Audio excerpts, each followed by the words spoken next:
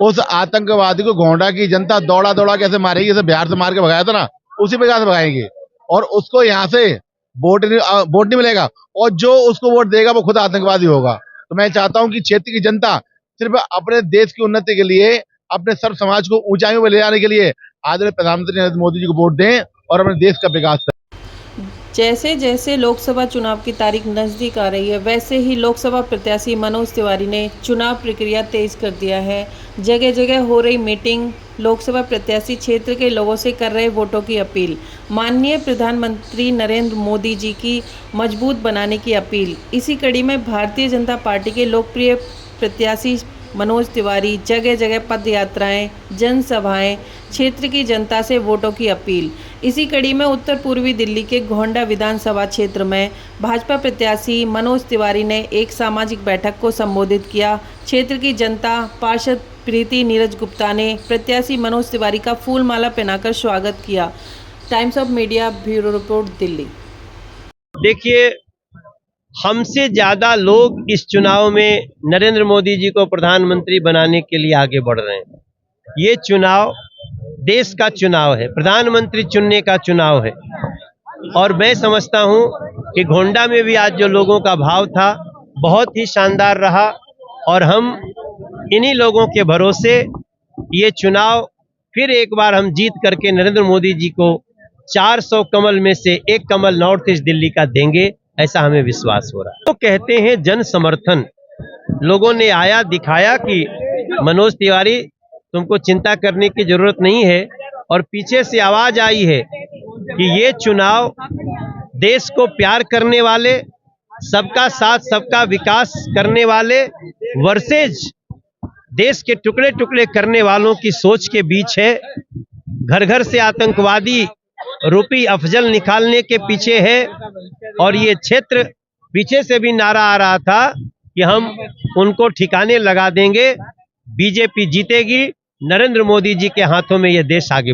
मैंने थोड़ी सी सुगबुगाहट सुनी है, और मुझे लगता है कि जिस प्रकार से कांग्रेस अब कम्युनिस्ट हो गई है, अगर कांग्रेस में कोई दूसरा पार्टी खड़ा होता है तो दिल्ली में तो कम से कम मेन कांग्रेस खत्म हो जाएगी, शायद वही रह जाए। बनाना चाहते हैं, लेकिन इसमें इतना जरूर है कि राहुल गांधी को और उनके परिवार को ये एक बड़ा झटका होगा।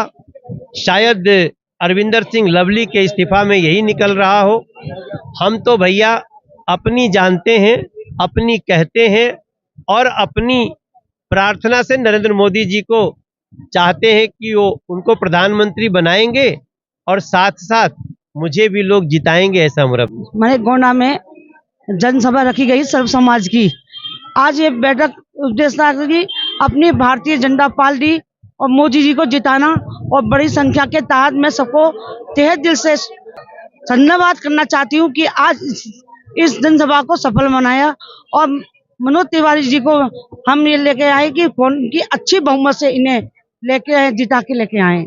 कि यहाँ सब समाज के सारे आए थे और उन्होंने आशीर्वाद दी। मुझे बहुत खुशी होती है जब वो कभी मुझे इस प्रकार से एक बड़ा सुपरस्टार, मैं तो क्योंकि कुछ भी नहीं उनके सामने, तो जब मेरी तारीफ करते हैं मुझे बहुत खुशी होती है। और यहाँ जो आज आपने जनसभा देखी सर्व समाज की, ये बहुत शॉर्ट नोटिस पे, क्योंकि अब सब लोग जो हमारे यहाँ गोंडा क्षेत्र की जनता बहुत प्रेम करती है मनोज तिवारी जी से, सदैव आशीर्वाद बना के रखते हैं मनोज तिवारी जी पे।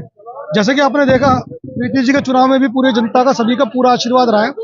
और यहाँ जिस प्रकार से आपको मालूम है, एक ऐसे व्यक्ति को अपोजिशन के द्वारा टिकट दे दिया गया है जो कहीं ना कहीं भारत के जो विरुद्ध जो ताकतें हैं, जो भारत देश के खिलाफ ताकतें हैं, जो टुकड़े टुकड़े कराने की बातें करती हैं, जिन्हें आप लोग टुकड़े टुकड़े गैंग के नाम से भी जानते हैं, उनके एक ऐसे व्यक्ति को जो मुखिया है उस गैंग का, उसको टिकट दे दिया गया।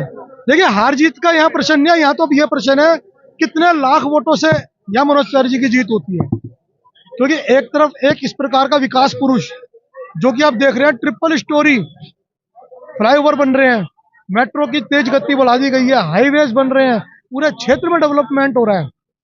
गैस की पाइपलाइन गोंडा जैसे क्षेत्र में, जहां कभी कोई कल्पना भी नहीं कर सकता था कि गैस की पाइपलाइन डल सकती है, यहाँ गैस की पाइपलाइन का 40% काम हो चुका है और इतना जबरदस्त तरीके का डेवलपमेंट, हमें पूर्ण विश्वास है तीसरी बार मनोज तिवारी जी की 100% जीत सुनिश्चित है। और नरेंद्र मोदी जी की सरकार 400 प्लस सीट के साथ, ताकत के साथ में नरेंद्र मोदी जी की, हमारे भाजपा की सरकार तीसरी बार बनने जा रही है। और अब की बार वो निर्णय होंगे जो देश को ऊंचाइयों पे एक बहुत शीर्ष पे पहुंचाने का कार्य करेंगे। और वो दिन दूर नहीं है जब भारत फिर से छोटा चुनाव नहीं है, हमारे देश की इज्जत का चुनाव है, क्योंकि एक नरेंद्र मोदी जी चौकीदार जो हमने चुने हैं, अगर वो चौकीदार ना करे ना तो ये यूक्रेन बन जाए, हिंदुस्तान यूक्रेन। देख रहे हो क्या हाल हो रहा है, जमीन जायदाद पैसा छोड़कर लोग अपनी जान बचाने के लिए भाग रहे हैं। अगर हमारे देश की सीमाओं पर नौजवान नरेंद्र मोदी की देन है, जो वो चौकीदारा कर रहे हैं, जो हम आज पैर फैला के खुले सो रहे हैं। ये चुनाव जनता के हित के लिए है, देश के लिए है, और नरेंद्र मोदी को कोई हरा नहीं सकता क्योंकि वो अवतार है। हमें लगता है न कि सिर्फ गोंडा, पूरे दिल्ली में, क्योंकि 7 सीट हम सभी जीत कर आ रहे हैं एक बार फिर से प्रचंड बहुमत के साथ, और मनोज तिवारी जी हैट्रिक लगा रहे हैं। और हमारे देश के यशस्वी प्रधानमंत्री, जैसा उनका नारा है कि अब की बार 400 पार, तो हमें लगता है कि पूरे भारत के लोग बड़े उत्साह में हैं। और हर तरफ, जैसे राम राज्य की बात करते हैं, प्रभु राम का भव्य मंदिर बना है, और खासतौर से जमुना पार की बात करें और हमारे गोंडा वार्ड की बात करें, निगम पार्षदा प्रीति गुप्ता जी के संयोजन में आज ये कार्यक्रम हुआ। और स्पेशली मनोज तिवारी जी ने जो हमें केंद्रीय विद्यालय दिया है, यहाँ एलिवेटेड रोड जो सहारनपुर तक जा रही है, और साथ ही साथ अभी 2 और केंद्रीय विद्यालय जैसे बुराड़ी में और खजूरी में आप सभी को मिलने वाला है। तो हमें लगता है ऐसे लोकप्रिय सांसद और हम्बल व्यक्ति हैं, लगातार लोगों से मिलते हैं और स्पेशली सुख दुख में हम सभी का साथ देते हैं। हम सभी माननीय विधायक अजय महावर जी का धन्यवाद देते हैं, और साथ ही प्रीति गुप्ता जी और हमारे गोंडा वार्ड के सभी एक एक सम्मानित कार्यकर्ता, जिनके कारण आज इतने लगभग 350 से ज्यादा लोग इतने कम समय में उपस्थित हुए। और हमें लगता है हर तरफ भगवा ही भगवा छा रहा है, और प्रभु राम की पूरी कृपा होगी। का सबसे ज्यादा प्रकोप रहा है। और ये तो बड़ी विडंबना होगी कांग्रेस और झाड़ू वालों की कि जो टुकड़े टुकड़े की बात करता था वही प्रत्याशी बनकर आया है, जो इसका मुखिया है। तो हमें लगता है एक तरफ झाड़ू और कांग्रेस, ये दोनों आपस में लड़कर भिड़ेंगे और बीजेपी का एक बार पुनः फायदा होगा, और एक बार पुनः हमारी हैट्रिक सरकार बनने वाली है।